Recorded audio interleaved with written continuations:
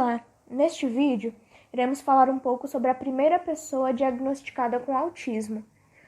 Dois jornalistas americanos resolveram falar sobre como viveram e ainda vivem os primeiros autistas diagnosticados.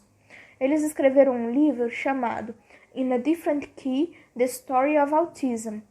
O livro não tem tradução para o português ainda, mas a tradução livre do título seria, em um tom diferente, a história do autismo.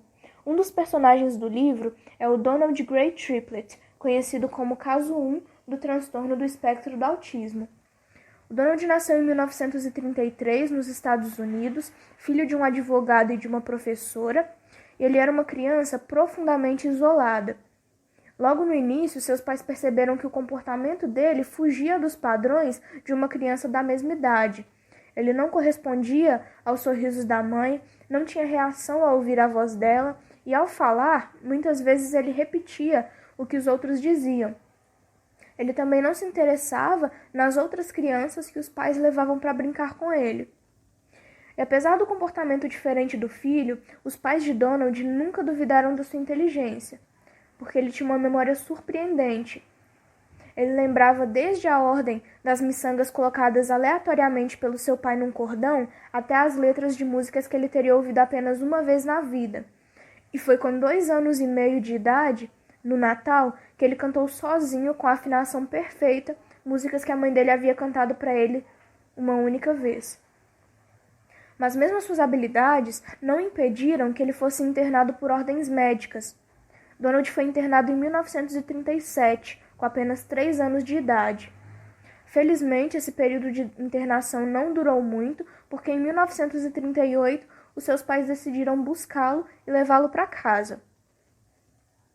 Foi também em 1938 que Donald se consultou com um psiquiatra austríaco, Leo Kanner, vindo se tornar o caso 1 entre as 11 crianças estudadas pelo médico e diagnosticada com uma nova condição na época batizada como autismo infantil.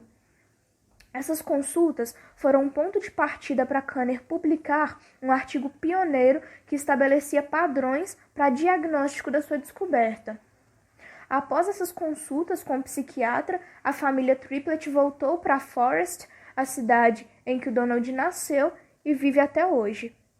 Aos 82 anos, o Donald é um homem saudável, independente, ele convive com os amigos, dirige seu próprio carro, pratica golfe e também tem o hobby de viajar. E sozinho, ele já conheceu grande parte dos Estados Unidos e também alguns outros países.